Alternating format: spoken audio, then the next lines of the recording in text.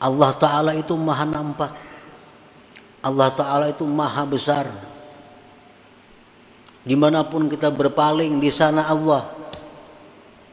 Tetapi kita kadang melihat, berarti yang punya masalah ini kita.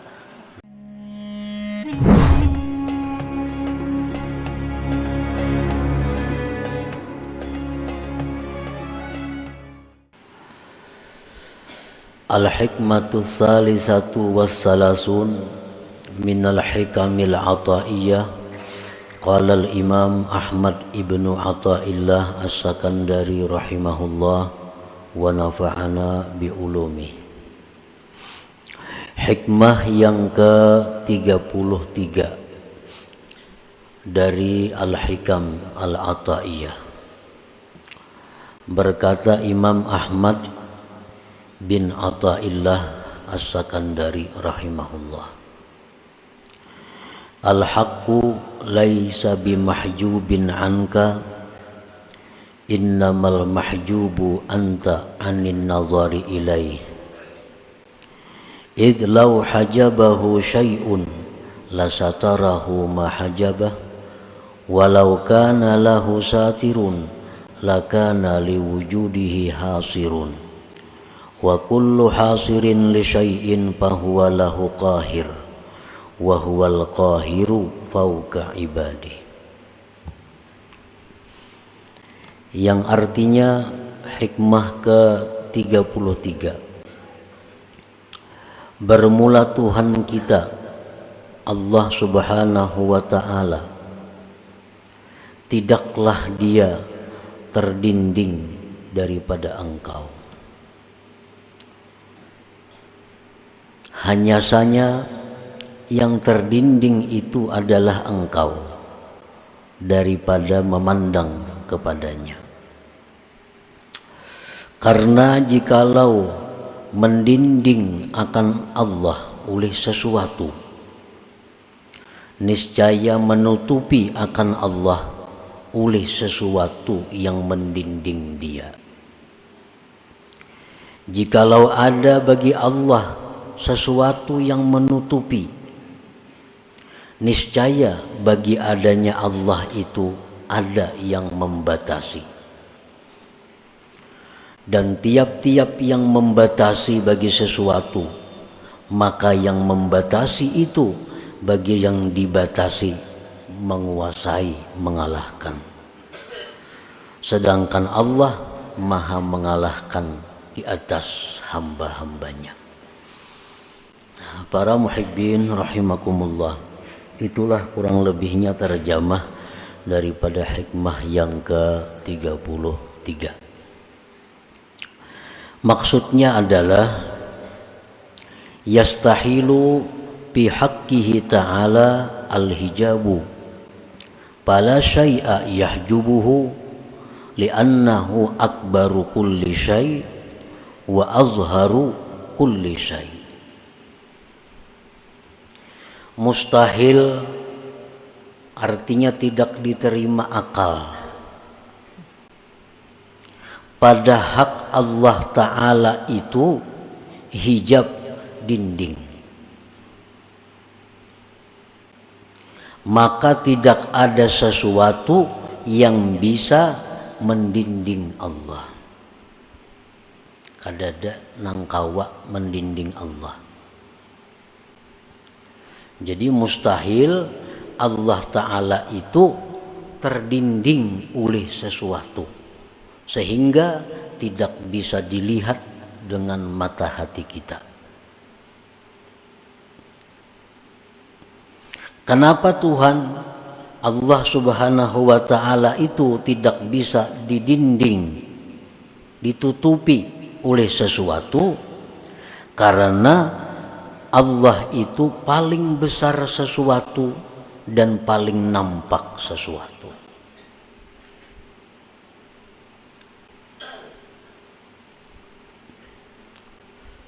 Allah itu maha besar. Selain daripada Allah itu kecil. Maulah nang kecil ini melindungi lawan yang maha besar. Kan mustahil.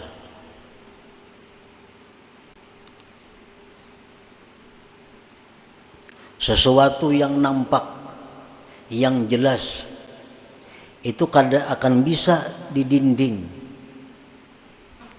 ditutupi oleh sesuatu yang samar, yang kada jelas.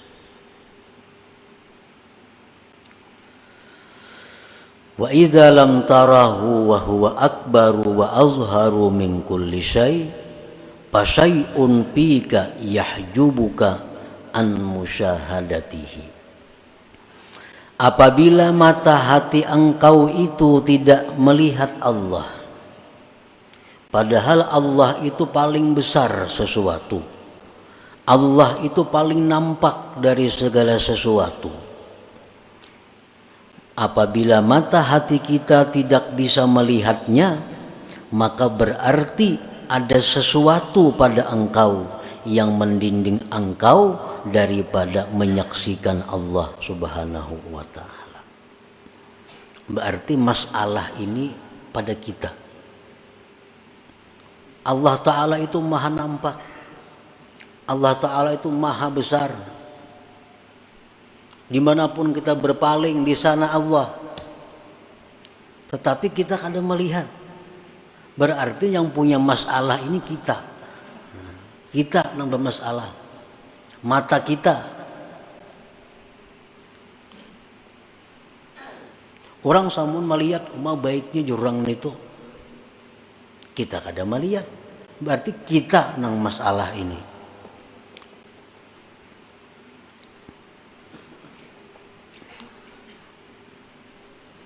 Nah, apakah sebabnya kita itu tidak bisa musyahadah kepada Allah? Apa sebabnya kita ini kada bisa ingat lawan Allah? Kadang-kadang kita di hadapan Baitullah, ya tuh kada ingat lawan Allah. Padahal yang di hadapan kita ini adalah Baitullah. Amun di pasar kada ingat karena raminya orang, sibuknya orang. Lalu kita kada ingat lawan Allah.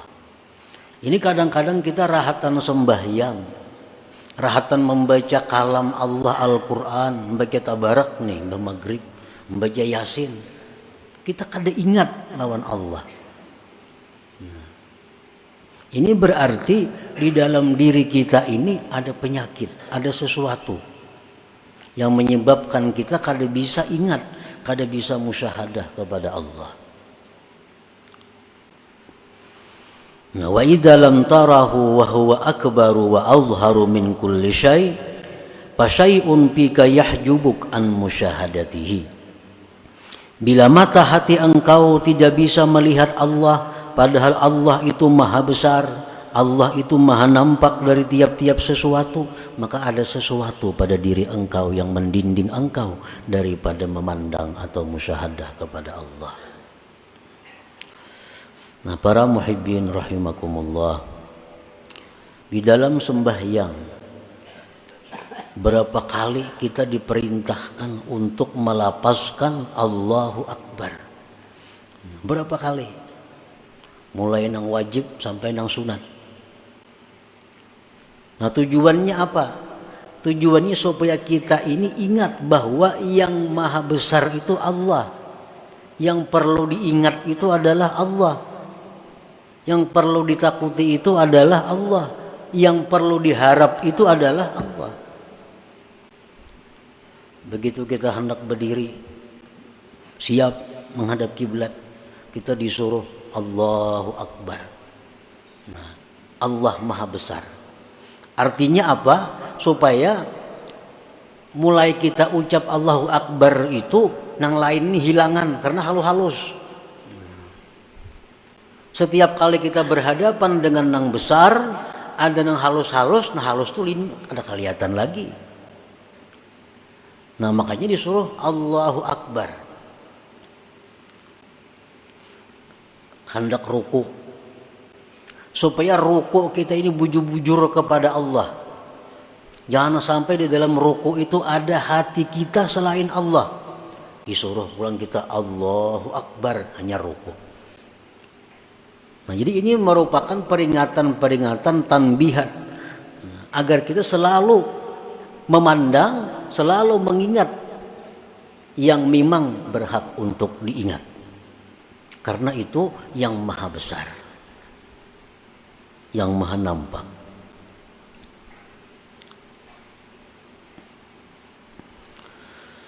Nah, apabila kita sudah mengakui Allahu Akbar, Allah itu maha besar, sudah meyakini Allah itu maha nampak, Allah itu sangat jelas, tapi kita kada bisa melihatnya, kada bisa mengingatnya, berarti ada penyakit di dalam diri kita yang wajib kita hilangkan penyakit itu, yang wajib kita tinggalkan penyakit itu.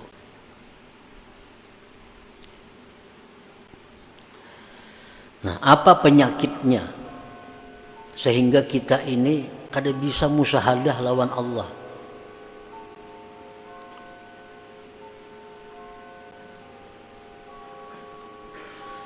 Disebutkan oleh Imam Ahmad Ibnu Athaillah di dalam hikmah yang berikutnya, Al-Hikmatur Rabi'atu Wassalasun. Ini hikmah yang ke-34 ini menjelaskan kepada kita penyakit yang menyebabkan kita selalu lupa kepada Allah. Ukhruj min awsafi basyariyatik an kulli wasfin munakidin li'ubudiyatik litakuna linida'il haqqi mujiba wa min hadratihi qariba. Keluarlah engkau dari sifat-sifat kemanusiaan engkau, dari tiap-tiap sifat yang bertentangan dengan kehambaan engkau, agar engkau bisa menyahut panggilan Tuhan dan bisa dekat kepada hadrat Tuhan. Nah, jadi ternyata yang menyebabkan kita ini kada bisa musyahadah kepada Allah, yang menyebabkan mata hati kita ini selalu terlinding daripada menyaksikan Allah, ternyata penyebabnya adalah sifat-sifat basyariah kita, sifat-sifat kemanusiaan kita yang bertentangan dengan kehambaan kita. Kan kita nih hamba, kita mengakui pada kita nih hamba, tetapi sifat-sifat hamba itu kada kita hiraukan dalam diri. Kita mengakui hamba, tetapi kita kada memperhatikan apa sebenarnya yang dilakukan seorang hamba itu.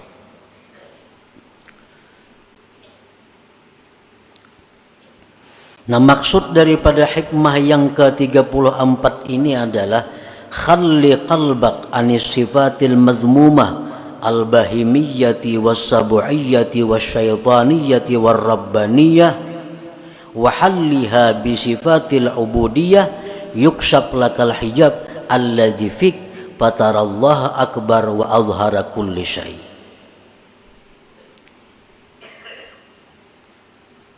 Bersihkan hati engkau dari sifat yang tercela, baik sifat kebinatangan, sifat kebuasan, sifat syaitan, sifat ketuhanan yang ada dalam hati kita itu mesti dihilangkan, karena itu yang menghalangi kita daripada musyahadah. Itu yang menyebabkan kita ini lupa kepada Allah, lupa kepada Allah, padahal kita berada di tempat yang semestinya Allah sangat jelas. Dan perhiasilah hati itu dengan sifat-sifat kehambaan, niscaya dibukakan bagi engkau dinding yang ada pada engkau, sehingga engkau bisa melihat Allah itu maha besar, Allah itu maha nampak daripada segala sesuatu. Jadi hijabnya ini, dindingnya ini pada diri kita. Selama hijab itu kada kita hilangkan dari diri kita, apapun ilmu yang kita pelajari tetap kada akan bisa musyahadah kepada Allah, tetap kada akan bisa khusyuk dalam menjalankan ibadah selama kita masih bersifat dengan sifat-sifat yang tercela itu. Ini masih ada hubungannya dengan hikmah yang ke-32 minggu dahulu. Ini telah disebutkan pada minggu dahulu bahwa yang utama bagi engkau itu adalah menghilangkan keaiban diri engkau. Itu yang utama. Amalan-amalan nang pacang bakaramat, amalan-amalan nang pacang sugih, amalan-amalan nang pacang dihormati orang, kada usah digawe kalau masih kita punya sifat-sifat yang tercela. Amalan hendak masuk surga kada usah dibaca. Kalau masih ada pada diri kita sifat yang tercela, cari amalan yang bisa menghilangkan sifat tercela itu.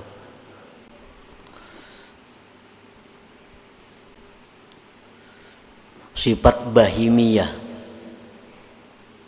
Kita lahir ke dunia, seorang manusia ini disertai dengan 4 sifat itu.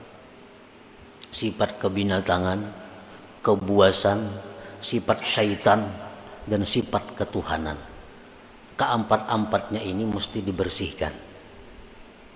Sifat bahimiyah itu macam apa? Kebinatangan itu kaqada'i syahwatil batni wal farji wa ma yatba'uhuma min hubbiz zina wa hubbil mal. Sifat kebinatangan yang ada pada diri kita ini adalah selalu ingin meluluskan syahwat perut dan syahwat kemaluan. Ini sifat kebinatangan. Nang jadi prioritasnya adalah makan dan kawin. Bahasa kitanya itu. Pikirannya nih makan lawan kawin. Nah ini sifat kebinatangan yang menyebabkan kita kada kau ingat lawan Tuhan.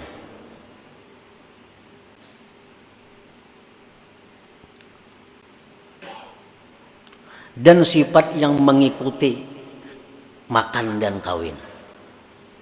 Kenapa namanya mengikuti? Pertama kalau orang ketujuh makan itu pasti ketujuh lawan duit, karena kada kau makan kada berduit. Bila orang ketujuh kawin itu ketujuh berhias perlu duit. Kawin tuh perlu berhias, nukar baju nang hanyar, nukar ini, nukar itu, beraksi supaya dilirik orang, supaya diketujui orang, berhias, berdandan, biaya mahal. Nah perlu kepada duit. Nah sifat itu nang maulah kita ini kada kawa bujur di dalam ibadah kita.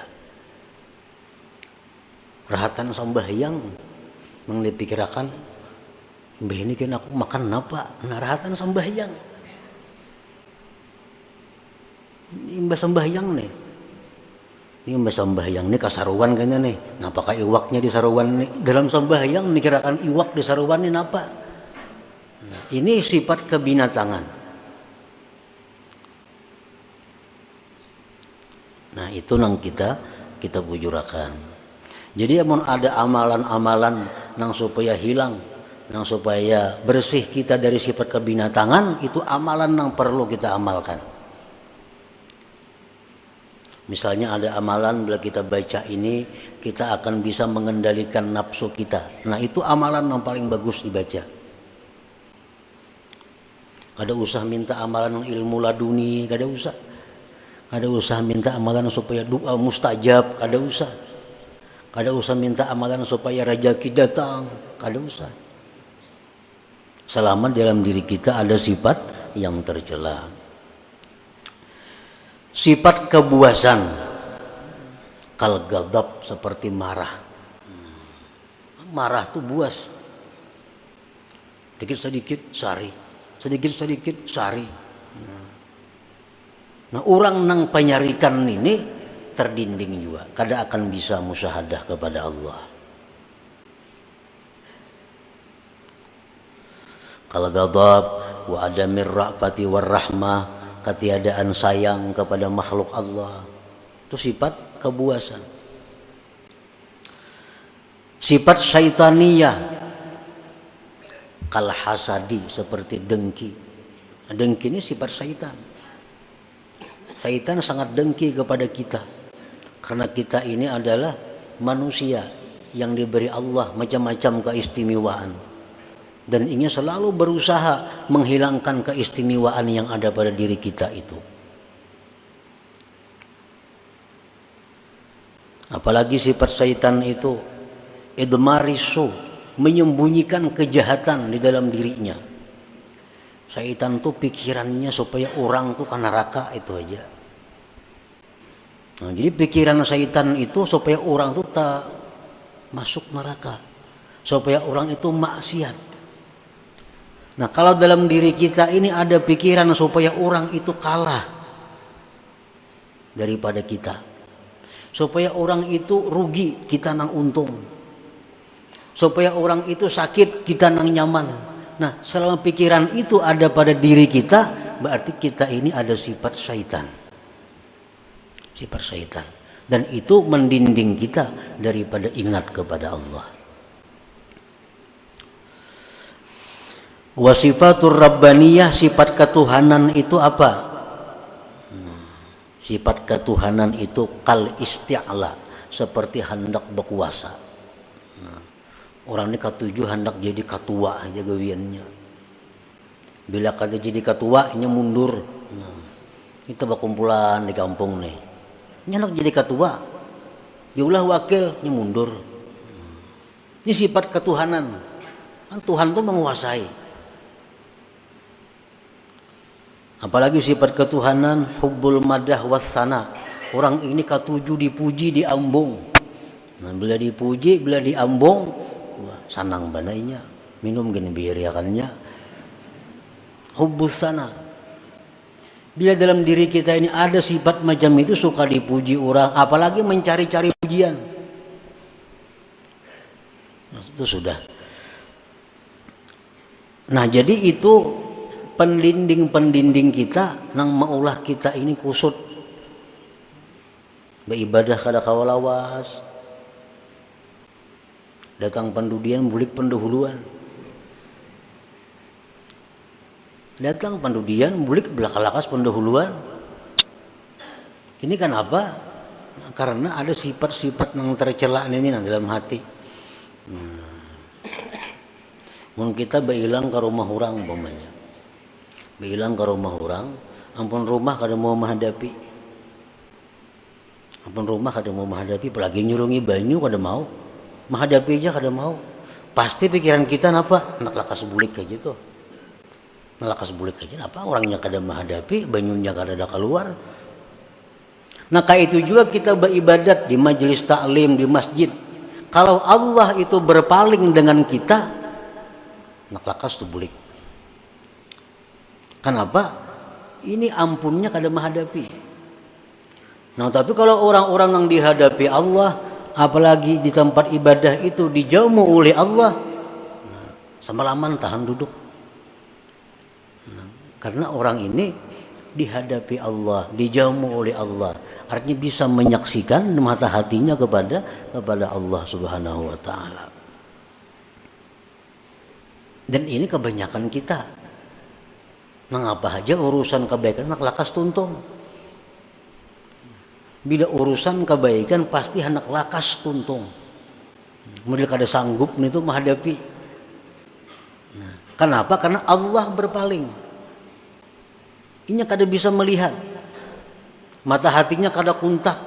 Nah, karena terdinding oleh sifat-sifat yang kebinatangan yang berkuasa dalam diri kita. Nah, kemudian lagi sifat kehambaan. Nah, sifat kehambaan yang mustinya sifat kita tuh. Pertama, taat. Itu sifat seorang hamba. Mustinya taat kepada Allah, taat kepada hukum. Ini sifat seorang hamba. Apalagi sifat seorang hamba itu tawadhu. Itu sifat hamba, tawadhu. Apalagi sifat hamba ikhlas, berbuat itu untuk tuannya, beramal untuk Allah. nasihat. Ini sifat hamba. Nasihat ini artinya apa? Menghendaki agar kawan ini nyaman, agar kawan ini baik, agar kawan ini selamat. Itu nasihat. Itu sifat seorang hamba. Nah, bila sudah sifat-sifat kebinatangan, kebuasan, syaitan, sifat rabbaniyah itu sudah kita hilangkan dari diri kita, dan kita hiasi hati dengan sifat kehambaan kita, maka otomatis sudah kita bisa musyahadah kepada Allah. Musyahadah kepada Allah. Sembahyang kita memandang Allah, ibadah kita membaca Quran memandang Allah, maka akan kita temukan kenikmatan-kenikmatan ibadah, kelezatan-kelezatan ibadah. Fahina idin tasduqu fi qaulika Allahu Akbar. Nah, maka pada ketika itu engkau menjadi orang yang jujur dalam perkataan engkau Allahu Akbar. Kita ini kada jujur banyak. Kita harus mengakui bahwa kita ini kada jujur, terutama kepada Allah. Terutama kepada Allah. Kita mengucap Allahu Akbar, nahap Allahu Akbarnya, angkat tangan lagi. Tapi pada praktiknya kita kadang menganggap Allah itu yang besar. Ada usaha kita yang maha besar, ada duit kita yang maha besar, jabatan kita yang kita agungkan mati-matian. Ini kada jujur dengan Allah. Dalam sembahyang, inna salati, sembahyang ulun, wa nusuki, ibadah ulun, wa mahyaya, hidup ulun, wa mamati, mati ulun, lillah, bagi Allah Rabbil Alamin. Itu pengakuan dalam sembahyang. Jujurlah kita itu, hidup kita ini untuk Allah. Jujurlah kita mati untuk Allah. Jujurlah kita beribadah untuk Allah. Nah, ini kebanyakan kita kada jujur.